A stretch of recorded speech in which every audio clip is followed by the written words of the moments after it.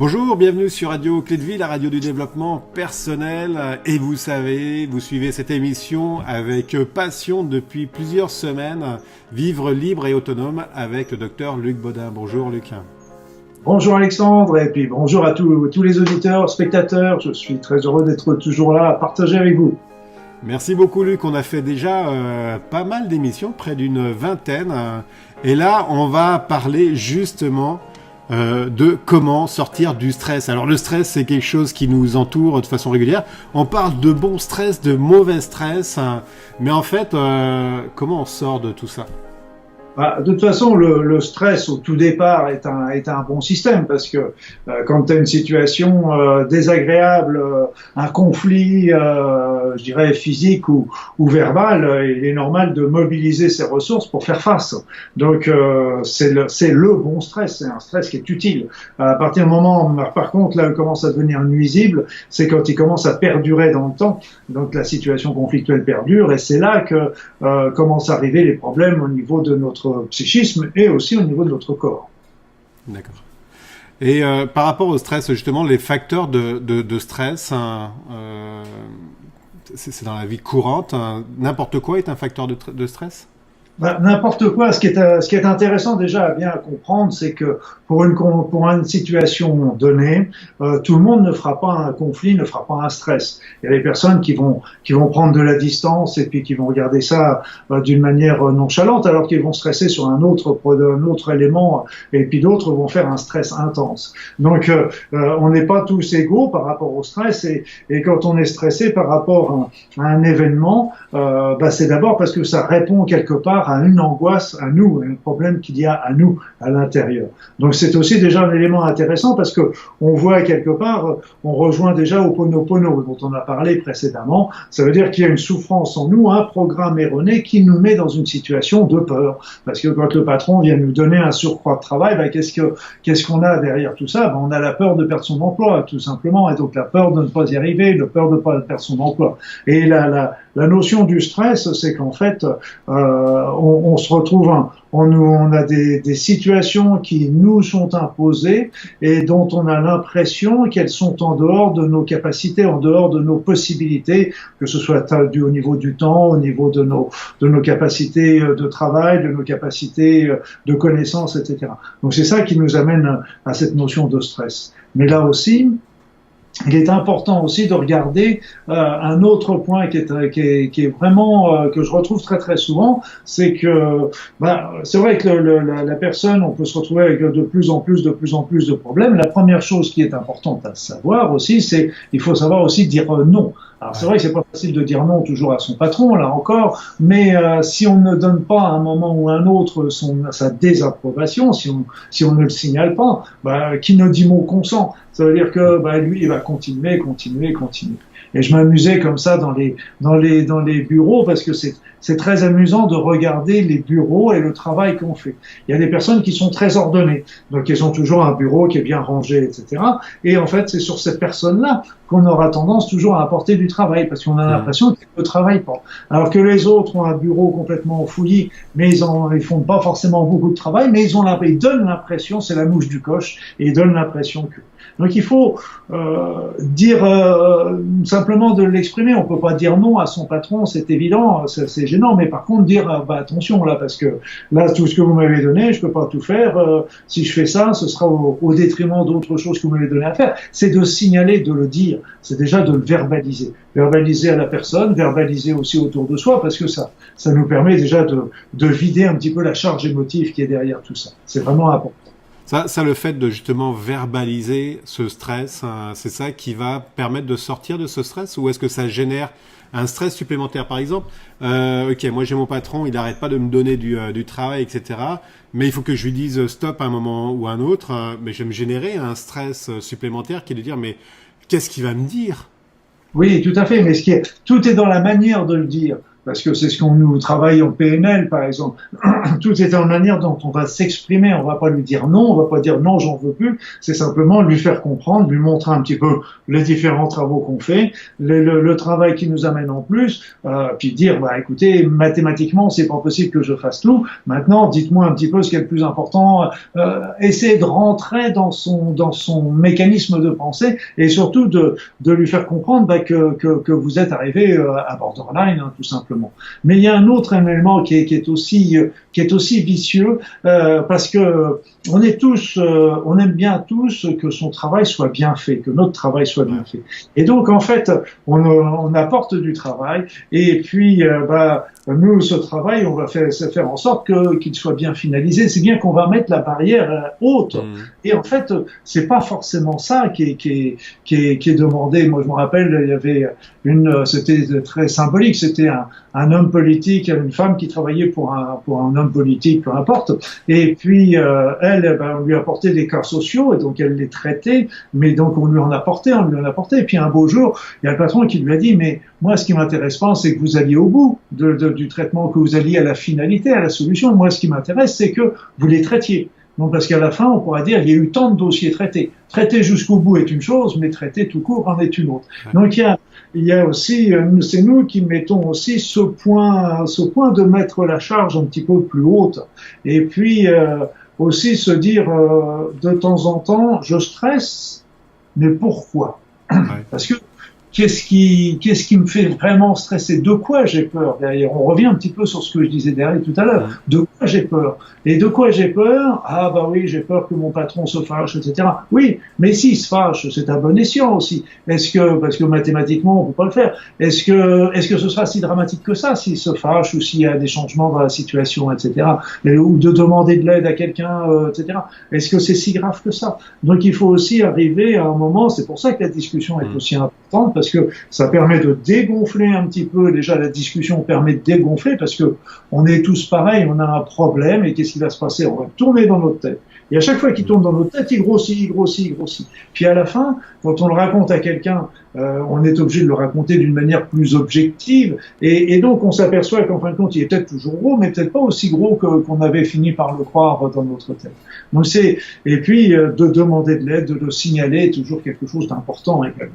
Et puis après ça, on a plein de petits éléments qui peuvent nous aider dans toutes ces situations qui sont, parce que moi je vois ça très très fréquemment dans tout ce qui est médecine, dans tous les corps de métier de la médecine, infirmières, aides-soignantes, kinés, médecins, ils sont tous. J'ai plein d'amis qui sont en burn-out dans le coin. Je lisais encore tout dernièrement, c'est pas plus tard que cette semaine, qu'il y avait 20% des étudiants en médecine en France qui ont pensé à un moment ou à un autre de se suicider. C'est énorme. Des pensées suicidaires. C'est énorme, je veux dire, des étudiants en médecine. Je veux dire, où va-t-on, comme on dirait? Où va-t-on? Donc, ça c'est le stress qui amène justement sur ces cas extrêmes de suicide ou de burn-out.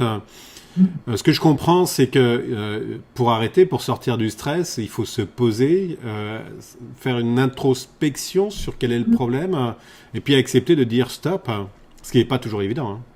Ce qui n'est pas toujours évident de dire stop, parce que nous aussi, surtout en médecine, on a du mal à fermer le cabinet s'il y a quelqu'un qui est en train de sonner à la porte derrière, c'est une évidence.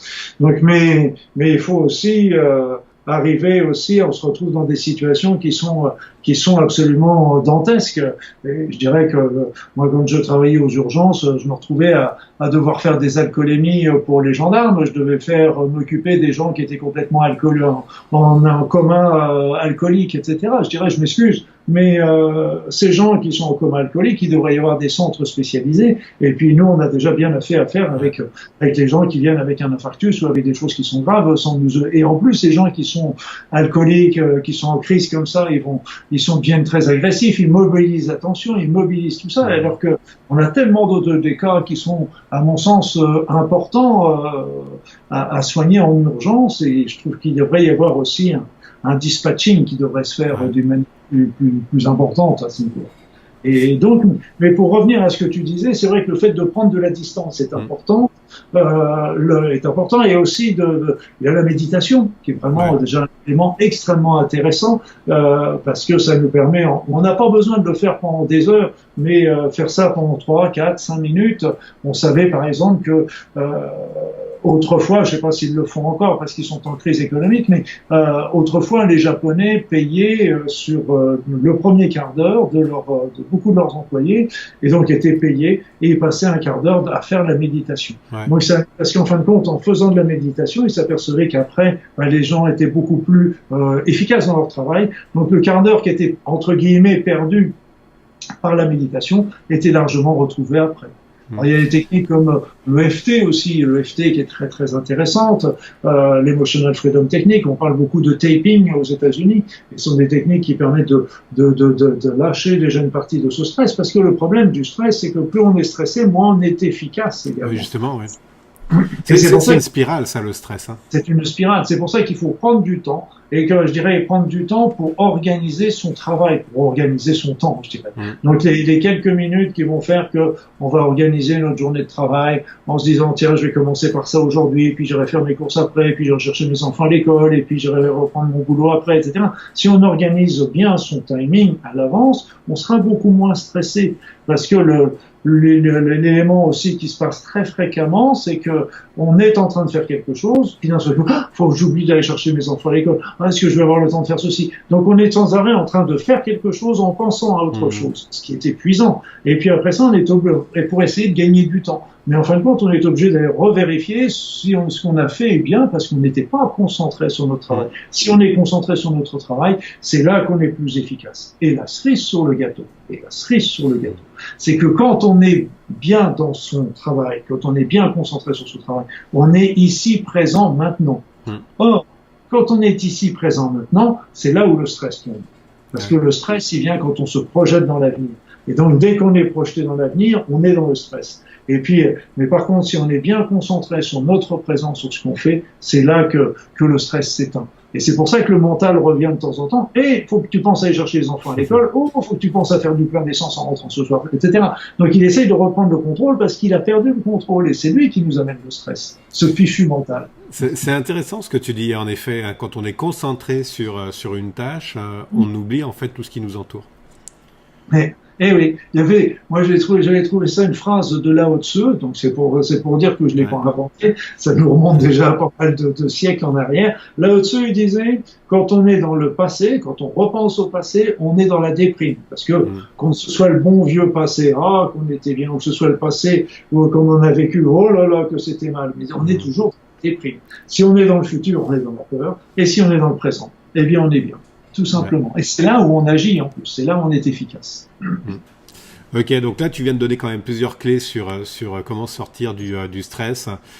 Juste pour faire un rappel, en fait c'est prendre le temps, hein, ce que tu disais le matin, organiser sa journée, c'est une des clés. Prendre du recul, c'en est une autre. Et puis en effet vivre vraiment le moment présent là. Voilà, et puis de savoir dire non pas non, parce que non c'est toujours ça peut être délicat. C'est simplement accepter déjà de déléguer, de demander de l'aide à la maison, etc. Accepter aussi de signaler que on n'est pas d'accord, même si ça change pas la foi, on demande le travail. Eh bien, la pensée est pas perdue, la personne l'a entendu, et qui sait que la prochaine fois, quand il y aura un nouveau dossier, elle ira peut-être voir une autre personne. Et puis, oui. Vas-y, Alexandre. Non, c'est vrai que ce que tu dis, hein, les gens n'osent pas demander, mais si on ne demande pas, on n'a pas. Donc on peut avoir un refus, mais comme aussi une acceptation. Mais tant que tu demandes pas, tu sauras pas. Voilà. Et tout est dans la manière de le demander, toujours pareil. Tout est dans la manière de le dire.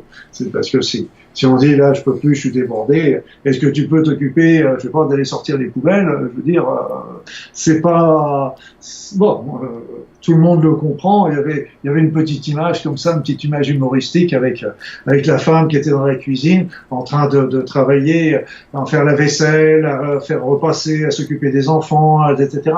Et puis il y avait son mari qui était dans le salon, allongé, en train de siroter de la bière en regardant un match de foot à la télé, et puis il y a la femme qui dit « Ah, je me sens fatigué ». Et puis le mari qui répond « C'est dans ta tête ». Bon, allez, on va rester sur ça, on termine l'émission sur ça, c'est excellent.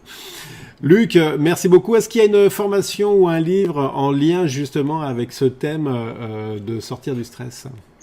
Sortir du stress, il y a tout un dans les modules, tu sais, les cours en ligne, il y a un module spécial sur le stress, et donc c'est des éléments aussi que j'ai développé par rapport à ça avec nos amis de Bigouda pour justement donner beaucoup de clés, parce que il y a beaucoup de choses, et ce que j'aime bien toujours, c'est que ce soit des éléments qu'on peut déjà faire par soi-même. Ouais. Après ça, les traitements conventionnels, bien sûr, sont toujours utiles, mais c'est dans les cas vraiment avancés.